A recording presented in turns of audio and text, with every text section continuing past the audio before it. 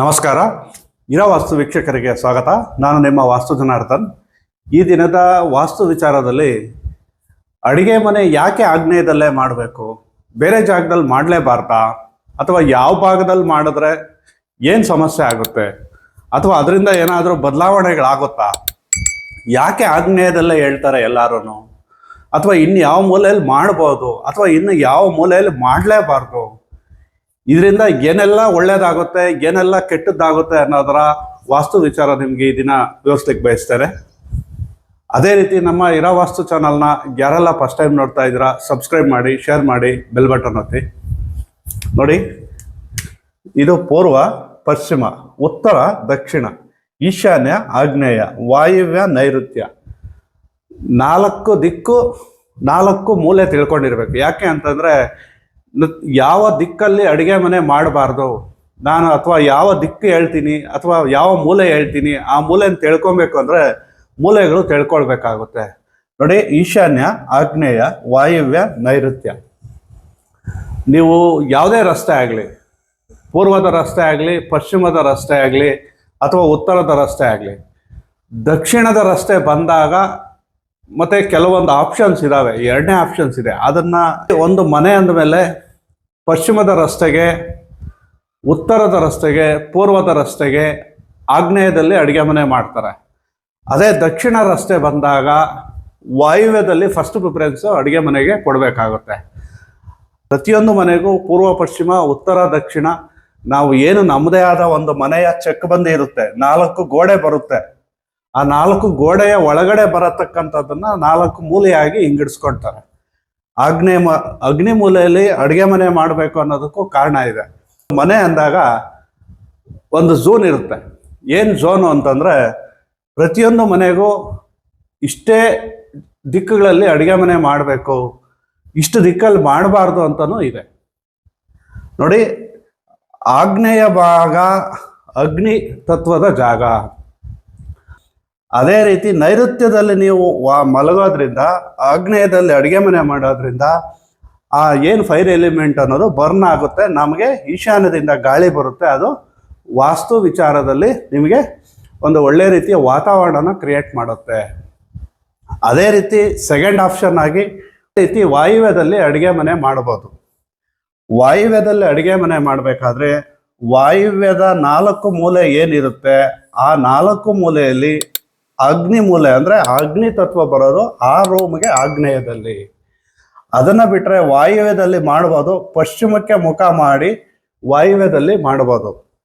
ಹಾಗಾಗಿ ಇದು second option. ಉತ್ತರದ ರಸ್ತೆ, ಪೂರ್ವದ ರಸ್ತೆ ಬಂದಾಗ ವಾಯುವ್ಯದಲ್ಲಿ ಮಾಡೋದು ಸೆಕೆಂಡ್ ಆಪ್ಷನ್ನು. ಅದೇ ದಕ್ಷಿಣದ ರಸ್ತೆ ಬಂದಾಗ ಫಸ್ಟ್ ಆಪ್ಷನ್ನು ವಾಯುವ್ಯದಲ್ಲಿ ಕೊಡ್ತೀವಿ, ಸೆಕೆಂಡ್ ಆಪ್ಷನ್ನು ಆಗ್ನೇಯದಲ್ಲಿ ಕೊಡ್ತೀವಿ.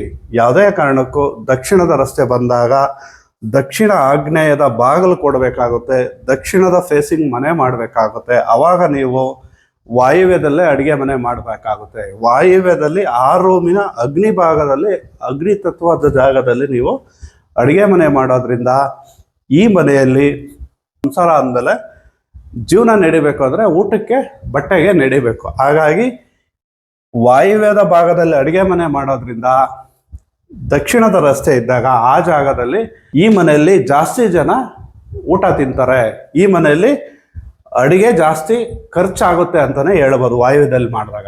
ಅದೇ ಪೂರ್ವದ ರಸ್ತೆ, ಯಾವುದೇ ರಸ್ತೆ ಇದ್ದಾಗ ಆಗ್ನೇಯದಲ್ಲಿ ಅಡುಗೆ ಮನೆ ಮಾಡಿದ್ರೆ ಆ ಮನೆಯಲ್ಲಿ ಆಗ್ನೇಯದಲ್ಲಿ ಅಡುಗೆ ಮಾಡೋದ್ರಿಂದ ಊಟಕ್ಕೇನು ತೊಂದರೆ ಇರೋದಿಲ್ಲ, ಜೀವನಕ್ಕೇನು ತೊಂದರೆ ಇಲ್ದಂಗೆ ಆಗ್ನೇಯದಲ್ಲಿ ಅಡುಗೆ ಮನೆ ಮಾಡಿ ಅಗ್ನಿ ತತ್ವನ ನಾವು ಬಳಸೋದ್ರಿಂದ ಯಾವುದೇ ರೀತಿಯ ತೊಂದರೆ ಆಗದೆ ಊಟಕ್ಕೆ ನಡೆಯುತ್ತೆ ಅನ್ನೋ ಒಂದು ಕಾನ್ಸೆಪ್ಟು ಅಡುಗೆ ಮನೆ ಆಗ್ನೇಯದಲ್ಲಿದ್ದರೆ. ಅದೇ ಹಿಂದಿನ ಕಾಲದಲ್ಲಿ ಸುಮಾರು ಮನೆಗಳಲ್ಲಿ ನೈಋತ್ಯದಲ್ಲಿ ಅಡುಗೆ ಮನೆ ಮಾಡ್ತಾ ಇದ್ರು. ಅದು ಎಲ್ಲರಿಗೂ ಗೊತ್ತಿರೋ ವಿಚಾರ. ಏನು ಅಡುಗೆ ಮನೆ ಒಲೆ ಹಾಕಿ ನೈಋತ್ಯದ ಒಟ್ಟು ಮನೆಗೆ ನೈಋತ್ಯ ಭಾಗದಲ್ಲಿ ಅಡುಗೆ ಮನೆ ಮಾಡ್ತಾ ಇದ್ರು. ಅವಾಗೆಲ್ಲ ಯಾರೂ ಜೀವನ ಮಾಡಲಿಲ್ವಾ, ಅದು ಕ್ವಶನ್ ಆಗುತ್ತೆ.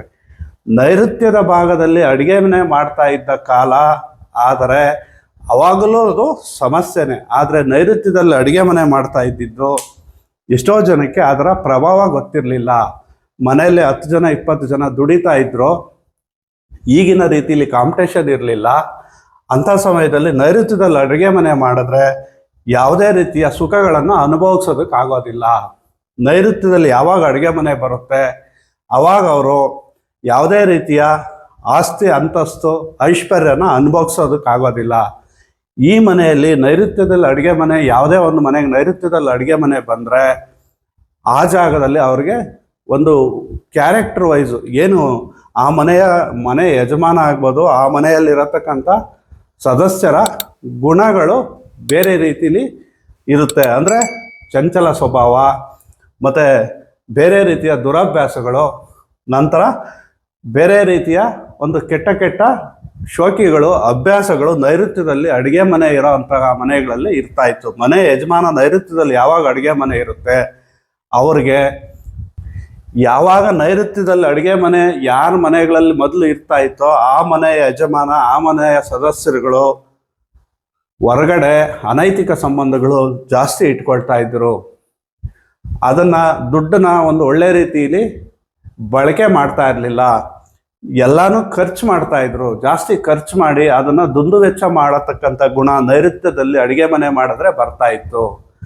ಆಗ್ನೇಯದಲ್ಲಿ ಅಡುಗೆ ಮನೆ ಮಾಡೋದ್ರಿಂದ ಒಂದು ಒಳ್ಳೆಯ ರೀತಿಯ ಸಂಪಾದನೆ ಆಗುತ್ತೆ ಮತ್ತು ಯಾವುದೇ ರೀತಿಯ ಊಟಕ್ಕೆ ಬಟ್ಟೆಗೆ ತೊಂದರೆ ಇಲ್ಲದೆ ಜೀವನ ನಡೆಯುತ್ತೆ. ಇನ್ನು ಕೆಲವು ಜಾಗಗಳಲ್ಲಿ ಈಶಾನ್ಯದಲ್ಲಿ ಅಡುಗೆ ಮನೆ ಮಾಡಿದ್ರೆ ಏನಾಗುತ್ತೆ ಅಂತಲೂ ಕೆಲವರು ಕೇಳ್ತಾರೆ. ಈಶಾನ್ಯದಲ್ಲಿ ಅಡುಗೆ ಮನೆ ಮಾಡೋದ್ರಿಂದ ಅವ್ರಿಗೆ ಒಳ್ಳೆ ಬುದ್ಧಿ ಬರೋದಿಲ್ಲ. ಎಲ್ಲ ಕೆಟ್ಟ ಆಲೋಚನೆಗಳು ಮತ್ತು ಹಠದ ಸ್ವಭಾವ. ಮತ್ತು ಈ ಮನೆಯಲ್ಲಿ ಈ ಈಶಾನ್ಯ ಭಾಗದಲ್ಲಿ ಯಾವುದಾದ್ರೂ ಅಡುಗೆ ಮನೆ ಮಾಡಿದ್ರೆ ಅವರು ಯಾವುದೇ ಕಾರಣಕ್ಕೂ ಒಂದು ಒಳ್ಳೆ ರೀತಿಯ ನಡತೆ ಇರೋದಿಲ್ಲ. ಅನೈತಿಕ ಸಂಬಂಧಗಳು ಮತ್ತು ಎಷ್ಟೇ ಸಂಪಾದನೆ ಮಾಡಿದ್ರೂ ಉಳಿಯೋದಿಲ್ಲ.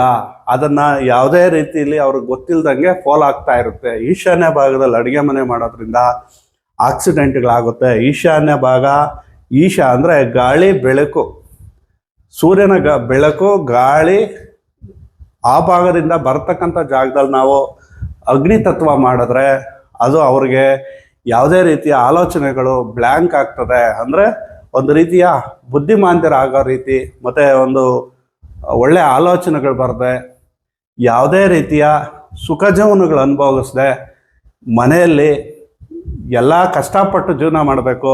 ಆದರೆ ಈ ಜಾಗದಲ್ಲಿ ಎಷ್ಟೇ ದುಡ್ಡು ಸಂಪಾದನೆ ಮಾಡಿದ್ರೂ ದುಡ್ಡು ನಿಲ್ಲೋದಿಲ್ಲ. ಈಶಾನ್ಯದಲ್ಲಿ ಯಾರಿಗೆ ಅಡುಗೆ ಮನೆ ಇರುತ್ತೆ ಅವರು ಕೆಟ್ಟ ಅಭ್ಯಾಸಗಳು. ಈಶಾನ್ಯದಲ್ಲಿ ಅಡುಗೆ ಮನೆ ಮಾಡಬಾರ್ದು. ಈಶಾನ್ಯದಲ್ಲಿ ಅಡುಗೆ ಮನೆ ಮಾಡಿದ್ರೆ ಆಸ್ತಿ ಕರಗುಬಡಿ ಆಗುತ್ತೆ, ಆಸ್ತಿನ ಕಳ್ಕೊಳ್ತಾರೆ. ಅದೇ ರೀತಿ ನೈಋತ್ಯದಲ್ಲಿ ಅಡುಗೆ ಮನೆ ಮಾಡಿದ್ರೆ ಇವರ ದುಡದ ಆಸ್ತಿ ಬೇರೆಯವರು ತಿಂತಾರೆ.